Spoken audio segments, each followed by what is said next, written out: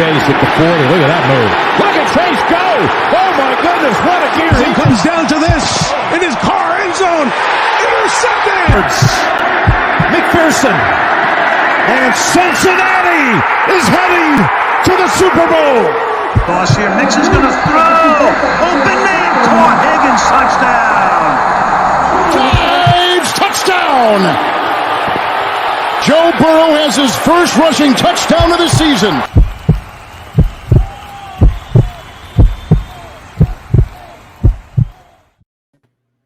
Uday, Bengal fans. He is Maan. I am Jake. This is the Bengals Pulse, the heartbeat once again of our victorious Cincinnati Bengals. Maan, episode 27 is here. We have a lot to celebrate. But before we do, Maan, how has your week been? The week has been great. It's always good when the Bengals win.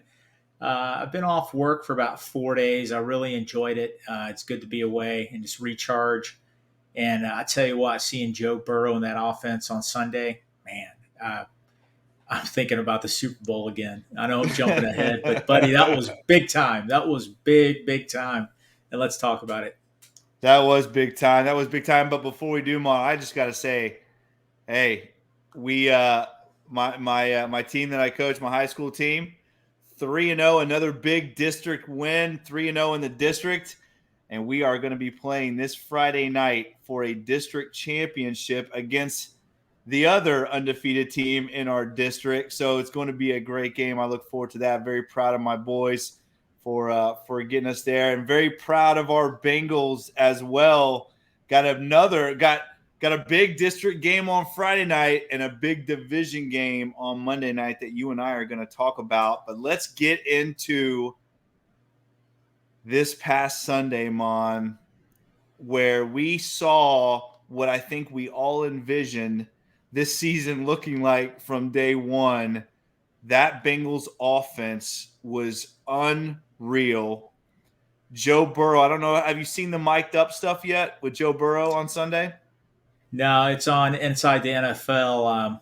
I subscribe to it. I'm going to watch it as soon as I get a chance. They gave us a little bit of a tidbit, and he actually walked up to Money Mac before the game and said, "Get comfortable, because you are not going to be kicking any field goals today." And Joe Burrow was right, because there was no field goals attempted on Sunday. But let's get into the stats real quick. Obviously, Bengals win 35-17, and honestly, the score really doesn't dictate how much of a difference this football game was concerning our Bengals and how they dominated this football game. Again, the score looks a little bit closer than it really was, because the Bengals did dominate this football game from the beginning. But Bengals win 35-17. Joe Burrow, 34 of 42, 481 yards, 3 touchdowns. He rushed 3 times for 20 yards and a touchdown. He was sacked 3 times. He had a quarterback rating of 138.2, which is just absolutely insane. These are Madden type numbers, right? These are the type of numbers you put up when you're playing Madden football video game. But he had 500 total yards, and 4 touchdowns. Joe Burrow, I've said it on this show many a times, and I know I get called a homer. He is the best quarterback in the NFL, Maan. He is elite. He is the best quarterback in the NFL. There's nobody like him. And we are starting to see right now, if you give this guy a little bit of time, he is going to take over a football game. Listen, Jake, I agree with you. That was special, and you hit it right on the head. It was Madden-type numbers. Listen, you talked about it. I talked about it previous episodes. When the offensive line started playing a little better, things were going to take off.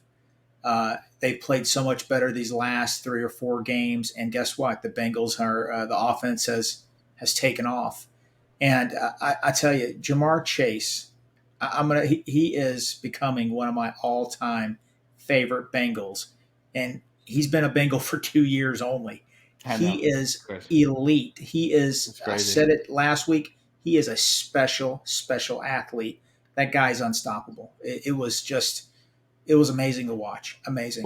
Let's talk about real quick the rest of this offense, because these numbers again are just incredible. Joe Mixon quietly has a very good, solid game. 17 carries, 58 yards, a touchdown on the ground. He also had 3 catches for 33 yards. Again, we're seeing him every week more involved with this passing game, which is something that you and I have been wanting to see since the Bengals drafted him.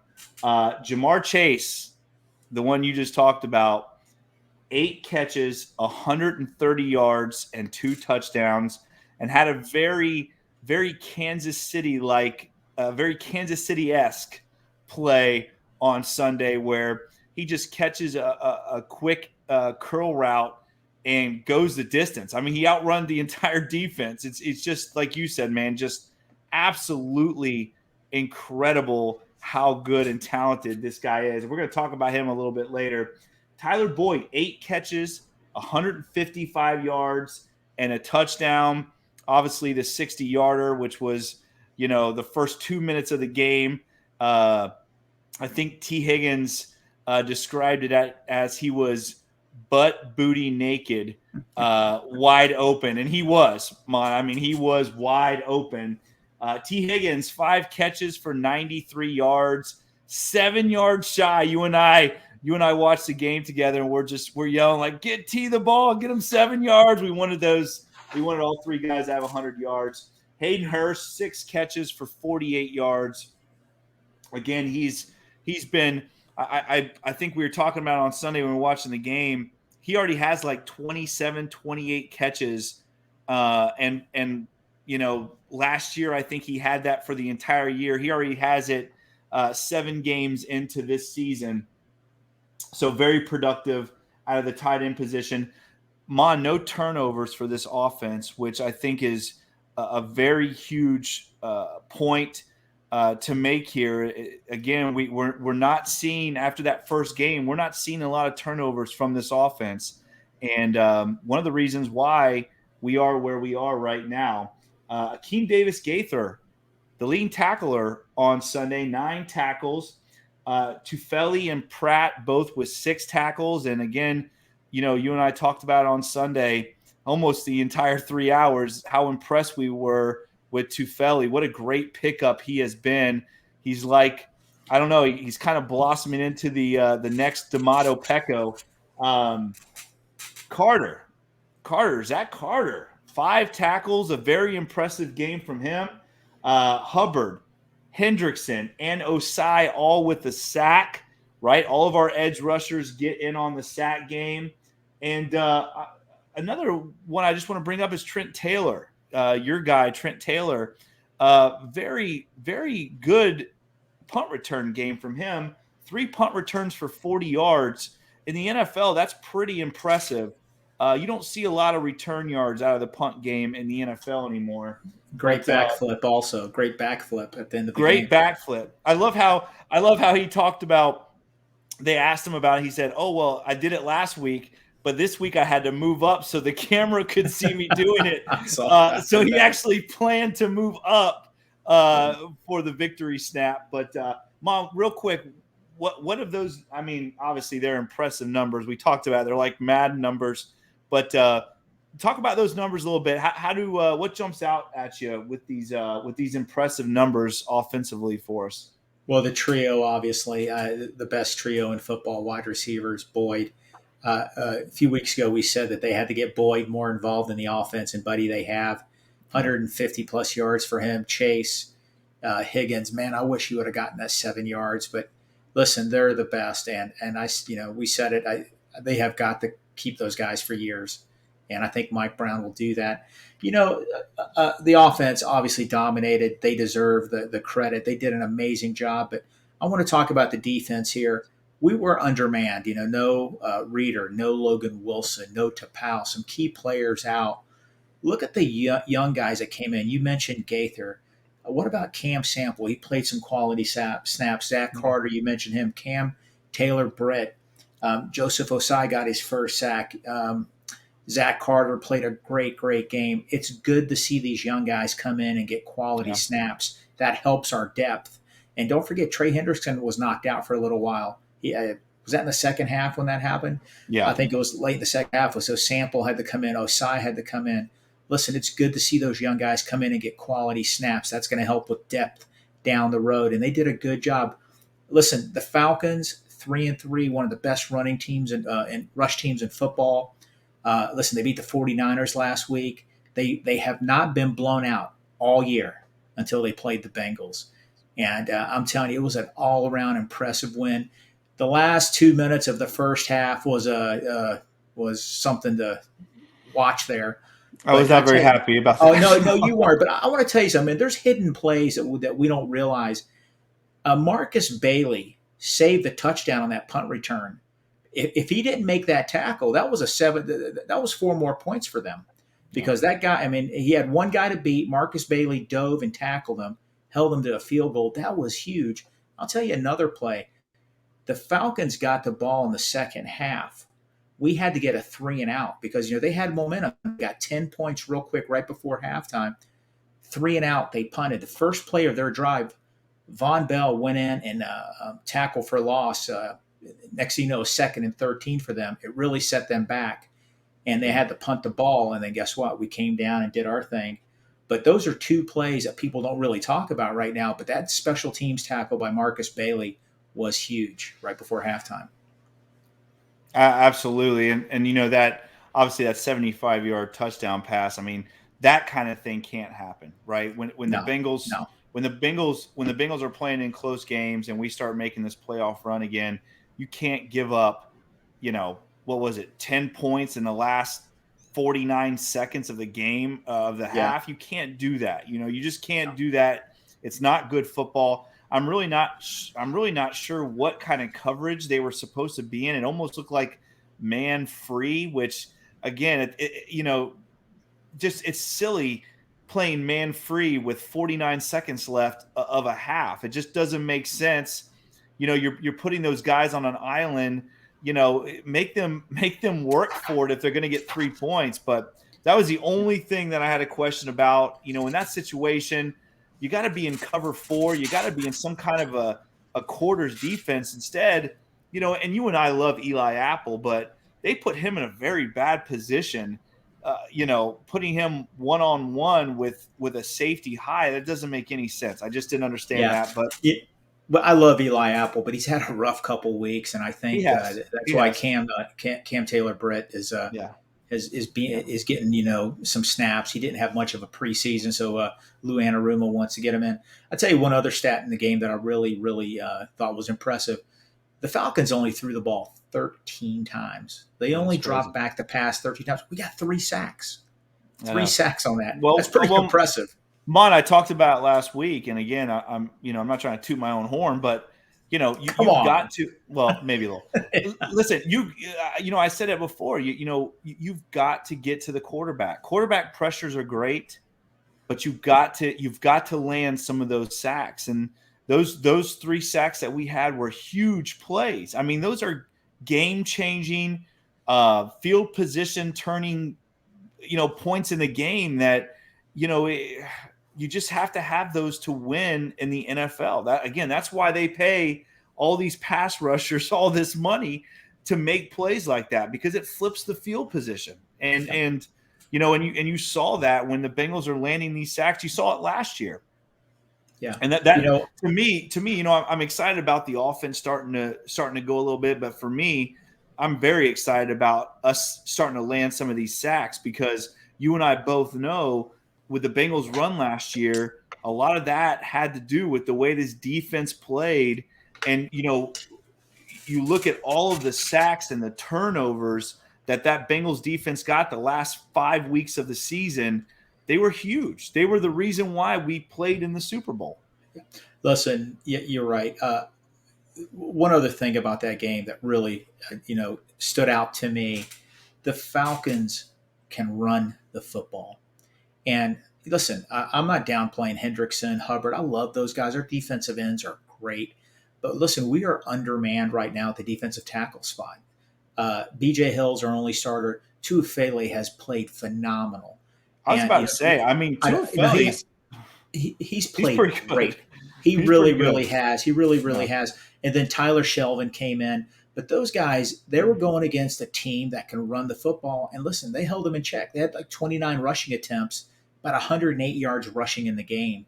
And you know what? They're going to have to do that again against another good rush team coming up this week, the Browns. But, man, really impressed. And I tell you what, Lou Anarumo is a head coach in waiting. I'm telling you, that guy, he deserves a lot of praise. He really does. He does.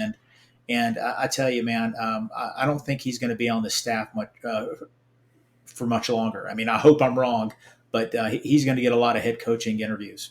I agree. He's a stud, except, Lou, let's not go man-free with 49 seconds left before half. Just another point about this defense, Mon. Again, we talked about it last week. We are now 7 straight games. This Bengals defense has not given up a second-half touchdown. That is incredible when you look at how undermanned we were this past Sunday. Mon, we are only the 3rd team in the last 50 years to do that. 3 teams in the last 50 years have done that. And this Bengals defense is it's lights. The second half, this Bengals defense is lights out. Let me read this tweet. Paul Daner retweeted this. Our guy Zim tweeted it also. I just printed it out. This is from Warren Sharp Football. Cincy's third quarter D is absurd. In their last 14 games, they have held their opponents. The Bengals have held their opponents to the following point total in the third quarter. I'm going to read them to you. Okay. 0 points, 0 points, 0 points, 3 points, 7 points, 0 points, 0, 0, 0, 0, 3, 3, 3, 3. That's 22 total points in 14 games. That's crazy. That's not a flash in the pan. That is a trend. That is sick. That's unbelievable. Yeah, that's crazy. Man, I tell you what, I don't know how I'm going to go to work tomorrow. I'm just so pumped about this team. I'm a fireman and a paramedic. I got to focus. But this is, I'm so happy right now. I mean, they are, I tell you what, man, we are about to go on a massive run. And look out Buffalo, look out Kansas City. I mean, you look at those numbers, you look at those second half numbers, and again, we talked about it many of times on the show. That's the reason we play in the Super Bowl. As good as this offense is, as good as Joe Burrow is, the reason why we played in the Super Bowl this year is because that defense in the second half of games, you said it, the last 14 games, I didn't realize it was that many. I knew it was at least the last 11 because the last 5 games of last year and that's only in the third quarter. That was only in the third quarter. Yeah, that's setting the tone, right? I mean, that's coming out.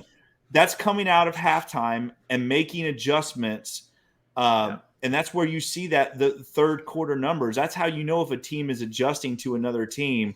And this Bengals defense, the second half numbers in the last 14 games are unreal. 22 points in the last 14 third quarters.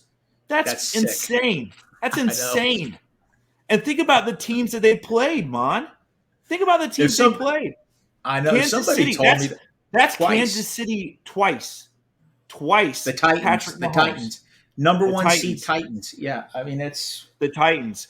The Raiders, again, remember, when we played the Raiders last year in that playoff game, they had won 4 games in a row. They were hot. It wasn't like they were, on the down slope.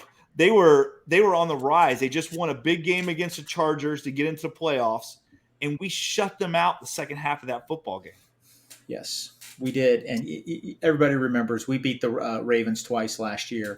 We beat the Steelers, who were in the playoffs. Yeah, we beat them twice last year. We beat the Chiefs twice. We beat a lot of playoff teams in the regular season.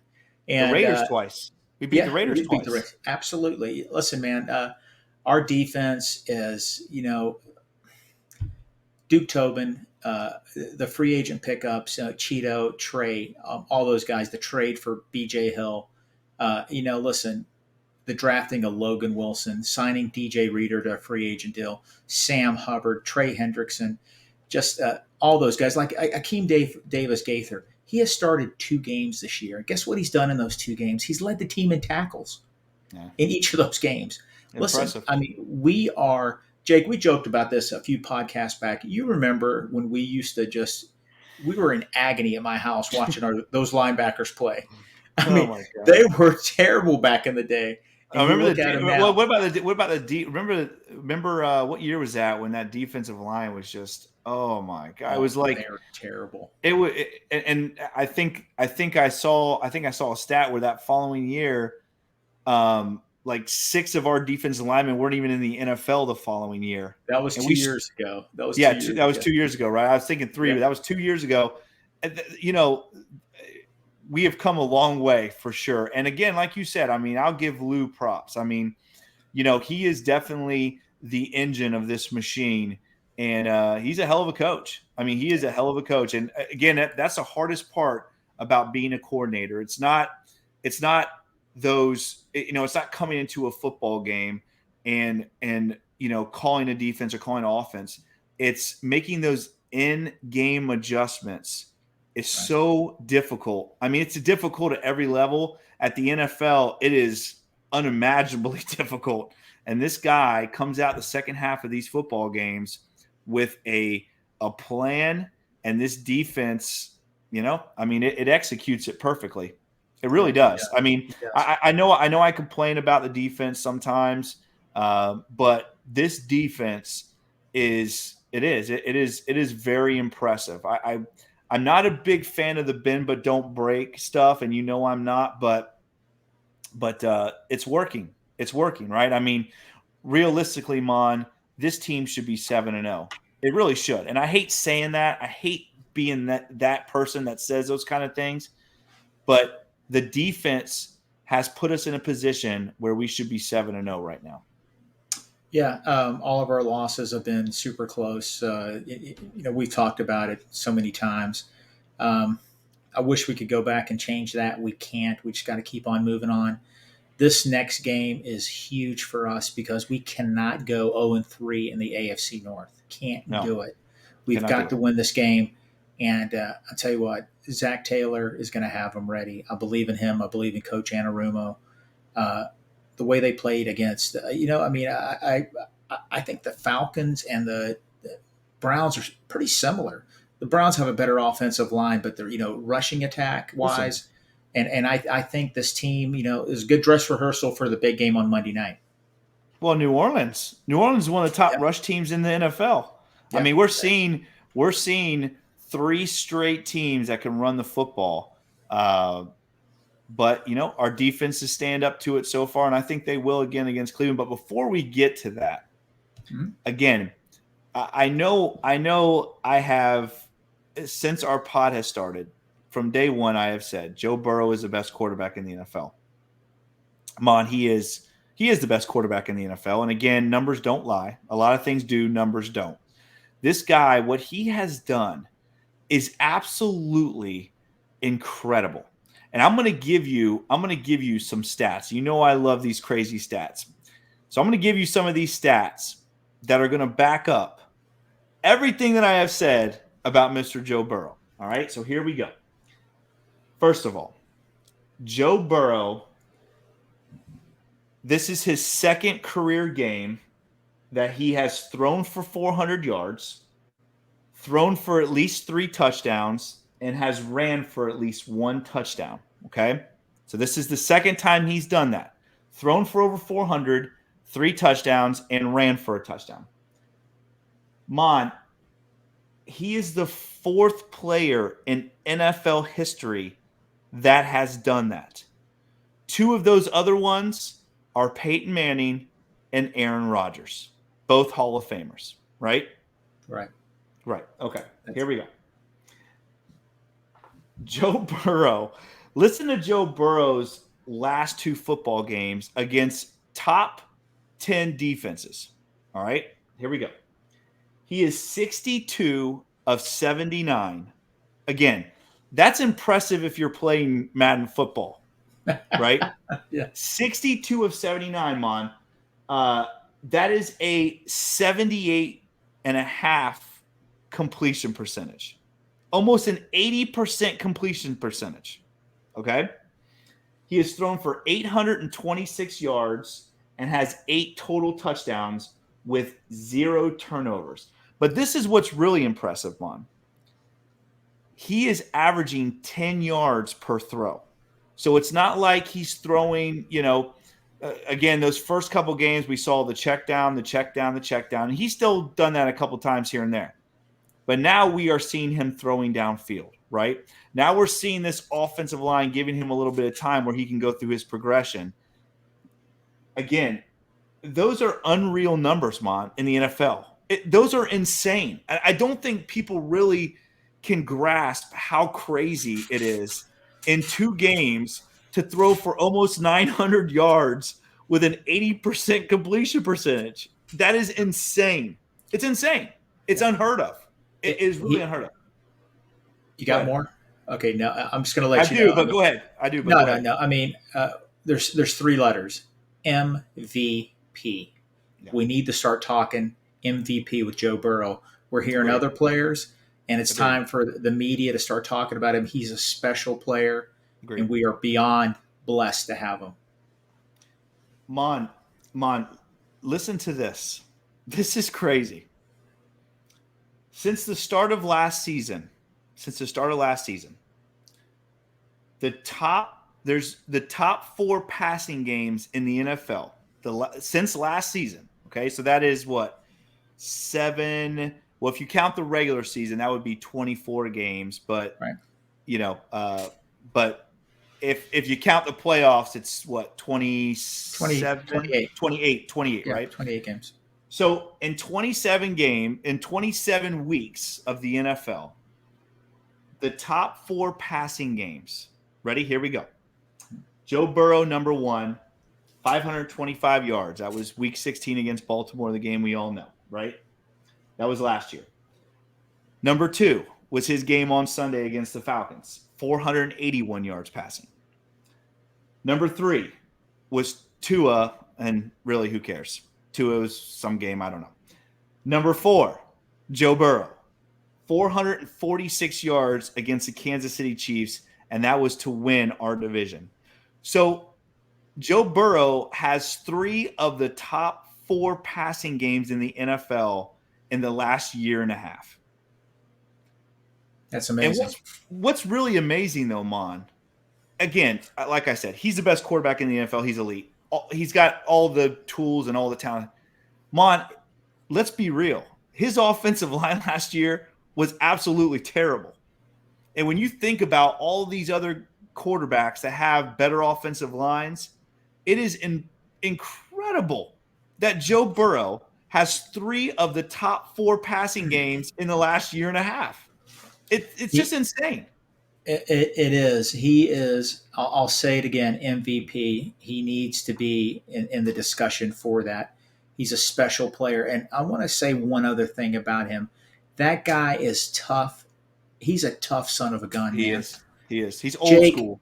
He's old school. I tell you, I'm splitting hairs. This is not a complaint. All right. But he was throwing dimes, just these beautiful passes. But man, he was getting nailed as soon as that ball left his hand. Yeah. Look at the end of the game. You'll see on some of these clips, his elbows all bruised up. He's got these like little turf burns. I mean, the guy is tough. He's holding on to the ball, waiting for his guy. Beautiful pass, and then the guys just are cleaning them, are just nailing them. I hate to see that. I don't want to see my quarterback get hit, but man, he is amazing. And listen, I was so excited when they drafted him. I knew he was going to be a good player. I didn't think he was going to transform this franchise the way he has. I knew that he was going to, make us relevant, but this guy is he's elite. He is absolutely elite. I was listening to Dan Orlovsky today on ESPN. He said that the Chase Burrow tandem is the best in the NFL. It used to be Adams and Rodgers. Not anymore. He goes Chase and Burrow. It's not even close. That's what they said. Who's the cornerback that used to play for the Steelers? What's his name? He's on the show. Ryan Clark. Ryan Clark. Yeah. Ryan Clark agreed with them. They're the best. Actually, Ryan Clark's the one that said that, and then Orlovsky agreed with them. They just have this chemistry, and they're just two super athletes. Jamar Chase, he's like me. He's a genetic freak. He is.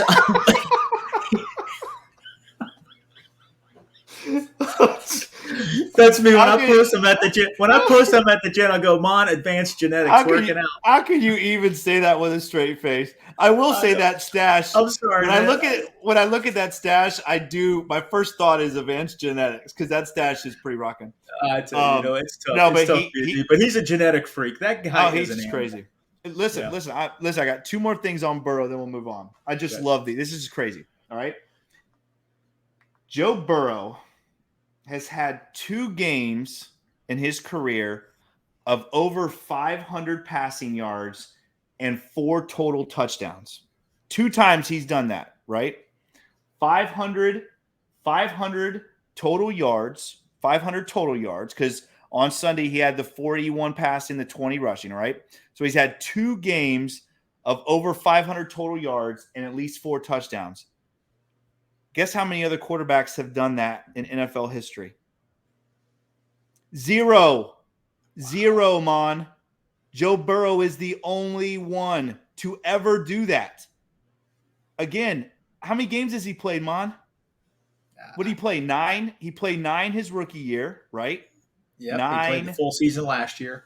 9, 17, 21, 30. He's played almost 2 full seasons. He's played about 37 games is what he's played, right? 37 games, and he is already the only one in NFL history with 500 total yards in a game and at least 4 touchdowns. And here's the last one, Maan. And to me, again, this is what I love the most, and this is what we as Bengal fans, again, I think this is what we expect from this offense. But Joe Burrow, his 60-yard touchdown pass on Sunday – it's his 12th TD pass of over 50 yards since last year, okay? So last year and this year combined, he has thrown for 12 touchdowns of over 50 yards. Guess what the next quarterback is number-wise? 7. Wow. 7, Maan. 7. Joe Burrow has done it 12 times since last year. The next quarterback to do it is at 7. Again, we're not talking about a guy that is throwing a bunch of screens, right? You and I always complain the Bengals don't throw enough screens. This guy is throwing the ball downfield the majority of the time, right?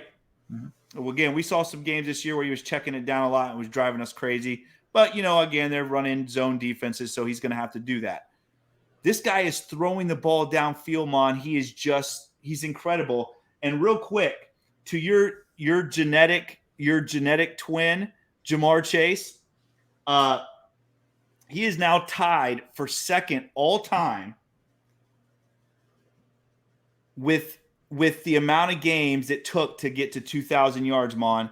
24 career games, Jamar Chase is already over 2,000 career yards in 24 games. That is second all time. He is tied for second all time with Jefferson. Yeah, it's incredible. It's incredible what these two guys are going to do the next 10 years. It's just absolutely it's insane. It's insane to think what these guys will evolve into when they're already putting up Madden numbers. I'm going to tell you what's going to happen. $50 million contract for Joe Burrow, and the next year, $35 million contract for Jamar Chase. They're going to have exactly right. 2 players getting paid $85, $90 million. Yeah, you're exactly right. And let's throw T. Higgins into that mix because T is going to be getting about 20 million a year probably, and Logan with another 10 or 12 million. So real quick before we move on, but let's give a big congratulations to Mr. Drew Plitt. I don't know if you know this, but you remember Drew Plitt, right? From the preseason, right? Yeah. Congrats to Drew. We were big fans of him. I think all Bengal fans were for the preseason. But Mr. Drew was named the starting quarterback for the XFL Arlington team. So we are going to see Mr. Drew Plitt in 2023 playing for Arlington. I know I'm going to be rooting for them just because I'm rooting for him. I hope he does well. I was a big fan of his in the preseason. Well, the Bengals polls throwing in Drew Plitt, whatever his name was. Good yeah, job. we got numbers everywhere. We got crazy numbers everywhere. Oh boy! All right, Cleveland Browns, Maan. Cleveland Browns, your favorite team, a team you think is unbeatable, which drives me nuts. Not true. Not true. This team, Maan. Again, we've seen him this year, and you and I both agree on the fact that the Bengals have struggled against this football team. And I'm not counting the last game last year because we had all of our third stringers playing, which, Cleveland, for them, it was like winning the Super Bowl. But, for us going to the Super Bowl was the realistic thing. For them, it's winning week 17 against the Bengals third stringers. But, I'm not counting that game, but this team has given us a lot of trouble. It really has. And I look back at that game last year when we go drive all the way down the field and we get pick 6 for 99 yards and kind of took the air out of our sails and it was almost game over. But we have struggled against this team, which is it's so frustrating, right? Because when you watch them play other teams, it looks like they're not even playing the same sport. The Cleveland Browns are so terrible. Maan, I've watched every one of their games this year. They are awful. Again, there are some games this year where you're just looking at them like, what? How could you even watch this team? They're just atrocious. It's like they're playing a different sport, but we struggle against them, Maan. Again, I know you say it all the time, but it's frustrating. Jake, I think the deal is we just spent 15, 20 minutes talking about Joe Burrow and how special he is. That's the Browns' problem. They haven't had consistent quarterback play. Listen, you're right. Me and you go back and forth. We are a little text group of ours. On paper, they are loaded. This team is, listen, I want them to lose every game they play. I never want them to win. But they have some really elite players on that roster. And you know what? It shows the ineptness of that front office and even their coaching staff. This team, listen, they have 3 all-pros on this team. They got Myles Garrett. They got Wyatt Teller. They got Denzel Ward. They got Joel Bitonio. They got Jack Conklin. They got a lot of very good players on that offensive line. And of course, the stud of them all is Nick Chubb. He's amazing. He's a great running back. He leads the NFL in rushing. They are not going to be an easy out. And you know what? You're right. I can't put my finger on it. We just don't match up well against them. At least we haven't in the past. Now, Joe Burrow, I was looking at some stats today. He's played well against them. Mm-hmm. But, unfortunately, the turnover, the pick 6 last year set the tone for that game. We were great drive. He threw that interception to Denzel Ward, and that sort of everything went downhill from there. But, listen, if we go in Monday night, don't turn over that ball. Just hold on to it. No turnovers. I think the Bengals are going to win. And I don't want to say comfortably, but, they're going to win that game. I think they're going to do it. They're not going to go 0-3 in that division. And I think it's time to turn the tables on the Browns. Well, I mean, again, I think, like I said, that's what's so frustrating is it should be a comfortable win. It should have been a comfortable win last year. It just, for some reason, I don't know what it is. It's only been these last 3 or 4 years that we have struggled against this team. They've won 6 of the last 7. They've won 6 of the last 7. That's not you're not counting the one last year, right? Well, I mean that's part of it, but yeah, you're right. No, that can't count that doesn't count. So they won 5 of the last 6. No, it had to be. It has to be 8.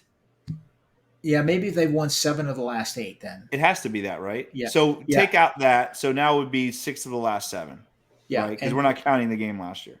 And some of the games have been close, like 35-31. There's been some good shootouts. Well, that one was it. That the one Joe Burrow's rookie year was a good game. Joe Burrow's rookie year.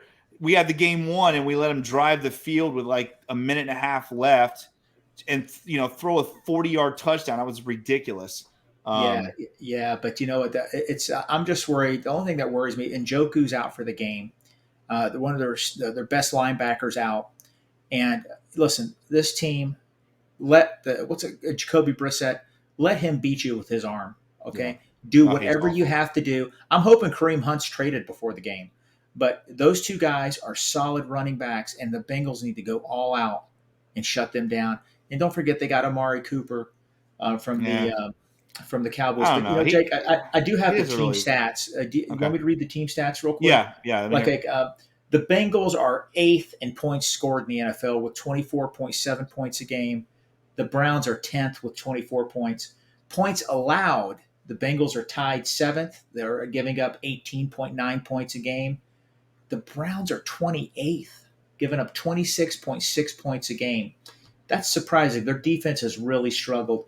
Bengals total offense this year is 11th in the NFL, 366 yards a game. That's only going to improve. The Browns are 6th in total offense at 378 a game. Rushing, the Bengals are 28th at 87. They're averaging 87 yards a game. The Browns are 3rd in the NFL in rushing, which is not surprising, 163 a game. Passing, the Bengals are 5th with 278. The Browns are 22nd at 214. So, their offense is pretty good, but I like our defense's chances. Total defense, this is where the difference is. The Bengals are 11th in the NFL in total defense. They're averaging 321 a game. They're giving up.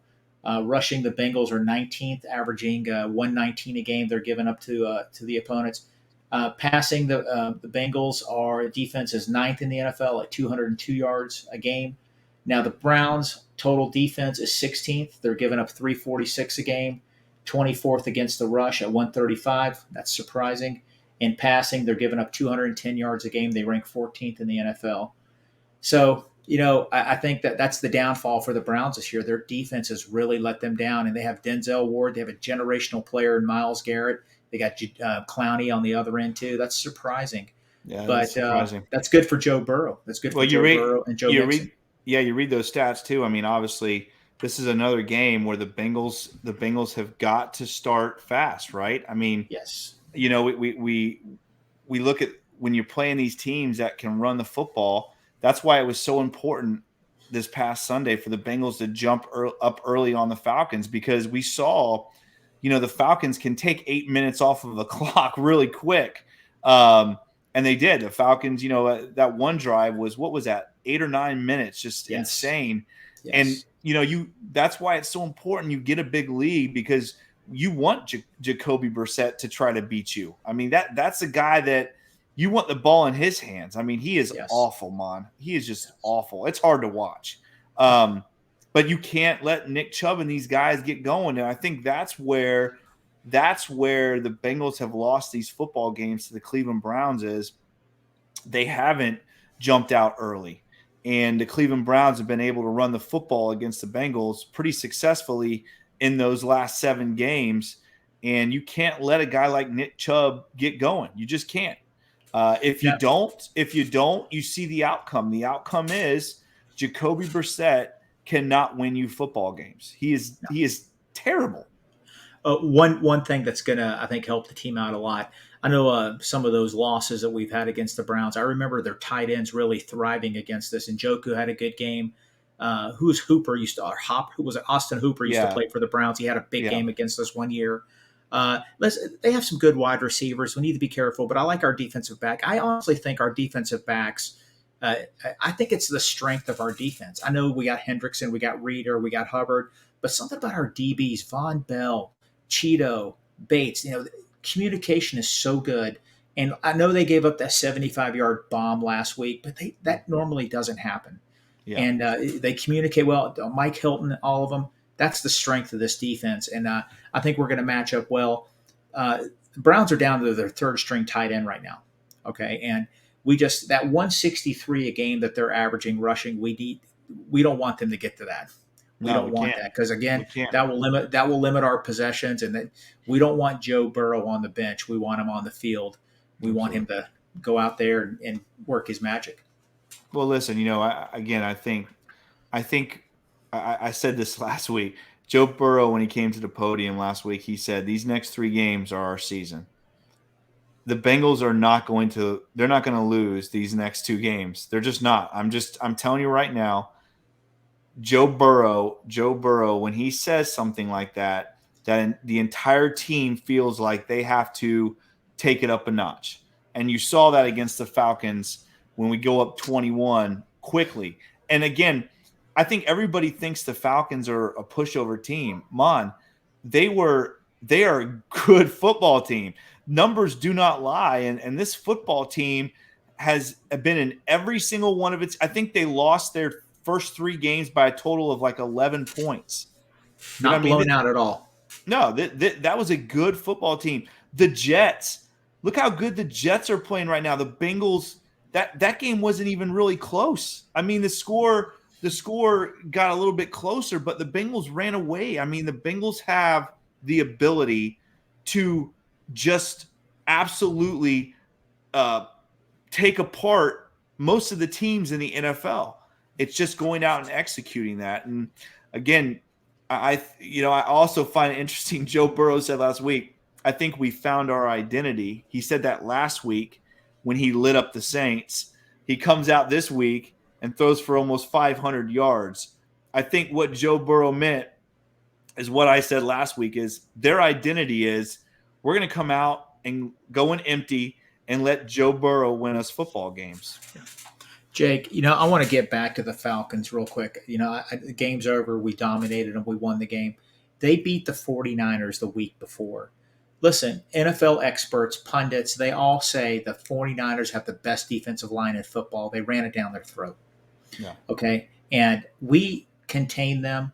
Listen, jumping out to the big lead helped. I'll be the first to admit that. But when they did run the ball, they didn't run it down our throat. And we did it with guys, our 2 top defensive tackles not playing. Yeah. That's a huge testament to this defense. And listen, you know me, I worry about primetime games because I'm still scarred from the Marvin Lewis years. I'm worried about the Browns game, but after what they did to the Falcons, I'm a lot more confident. Yeah. And let's get to our predictions. Let's get to our predictions. Here we go. The first one up. Well, actually, I'm going to say this. I hate to say this, but you won last week, right? Because you picked the Ravens to beat the Browns. I picked the Browns to beat the Ravens. So you won last week. So right now, I think we are 5-2, if I'm correct.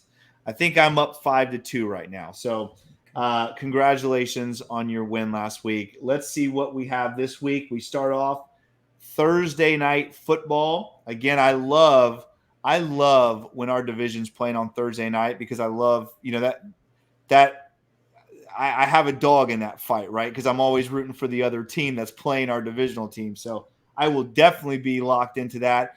And I'm going to be honest with you, Maan, I don't see Tom Brady coming out and playing 2 bad games in a row. Because let me tell you right now, last week, the Tampa Bay Buccaneers looked like they had never played football before. They were awful. But we have the Buccaneers versus the Ravens. Thursday night football, Maan. Who do you have? Okay, I'm excited about this game. I agree with you 100%. Primetime game. Listen, primetime games at home are hard. They're hard for teams on the road to win. Okay, and Tampa Bay is going to win this game. Tampa Bay is going to win it. I'm going to have a 24-16 Tampa Bay, but I want to throw in something. I want them to win this game, then I want them to keep on losing because those ticket prices are dropping. I know. Keep on losing, baby. Drop. I want the hotel prices to drop too. Listen, I just want Tampa. They play the Ravens, and then they still play Cleveland, right? Yeah. Yes, because they lost to the Steelers. So they play the Ravens and they play Cleveland. So beat the Ravens, beat the Browns, lose the rest of them because Mon and I want to go to that game. Ticket prices drop down. I have the Buccaneers winning 24-13. 24-13 over the Ravens. So you and I are pretty much on the same page there.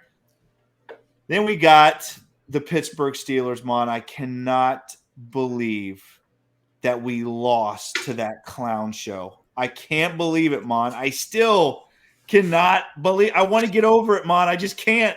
I cannot believe we lost to that clown show. The Steelers playing their crosstown rivals, the Philadelphia Eagles, the undefeated Philadelphia Eagles. Mon, who do you got? It's in Philadelphia. Philadelphia is going to win the game. I think it's going to be a little closer than people think. Steelers. Last time you said that. You said the Steelers are going to lose by 30. It's going to be about. I think it's going to be 21 to like 12 or 13. The Eagles are. So what are you going with? 21-13. Yeah, I got the Eagles winning. 21-13. No, what's the score? 21-13. Yeah, Eagles winning. Listen, the best thing about the Steelers is their defense. Their offense, listen, they're playing a little bit better, but they're going to come in last in the division. But they're not going to be relevant. But they got some good players there. Who did they play the other day? I'm telling you, I can't believe that game was that close. It shouldn't have been that close, but that damn defense kept them in it. Are you talking about the Dolphins? It was the Dolphin game. That's right. I mean, Tua came out, was just killing them. And then next thing you know, they didn't do anything. And I thought the Steelers were going to pull that out, but I'm glad they didn't. But I have them losing to the Eagles. Mon, you're insane. This game will not be close. The Philadelphia Eagles are going to take the Pittsburgh Steelers' soul. They are going to. The soul is going to be taken this weekend. The Eagles are going to beat the Steelers 31-6, and it's not even going to be close. It's going to be an absolute demolishing, and the Pittsburgh Steelers will be done after this Sunday. Here we go, Mon. The one that matters, our Cincinnati Bengals, Cleveland Browns, Monday Night Football, Halloween night. Mon, who do you got? I'm going to take my guys, the Cincinnati Bengals, to win 27-10 over the Cleveland Browns. This is really weird. Except for the last game, we're not even close on that. I have the Bengals beating the Browns 31-10. 31-10. Mon, I think this Cleveland Brown thing is Joe Burrow is not going to lose to this team. He might not ever lose to this team again.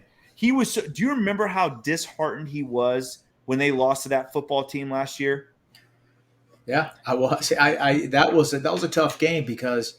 No, I'm saying for Joe Burrow. Do you remember how pissed he was? I'm telling you, Mon, Joe Burrow is not going to lose to the Cleveland Browns. Maybe ever again. This game will not be close. The Bengals are going to run away with it. It's going to be 31-10. Yeah, they're going to win the game. They can't go 0-3 in the division. I feel pretty confident about it. And well, let's get this dub. Let's get 3 in a row here, right? Let's do it. Absolutely. Let's get 4 in a row because I'll be at the Panthers game. Yes, I will be too. I'm excited about that. All right, guys, that is another edition of the Bengals Pulse. If you like this podcast, make sure you like, subscribe, and share it. Make sure you check us out on Apple, Stitcher, and Spotify, all the other podcast platforms. Once again, if you enjoyed this podcast, please give us that 5-star review. Mon and I would very much appreciate that. And follow us on Twitter at Bengals_Pulse9 and on Instagram, the same without the at Bengals_Pulse9. And once again, make sure you check out all the awesome podcasts, all of our Bengal podcasts right here on the Wincinnati Podcast Network. He is Mon. I am Jake. This is the Bengals Pulse. We will see you next week, Bengal fans. Hoo day. See ya.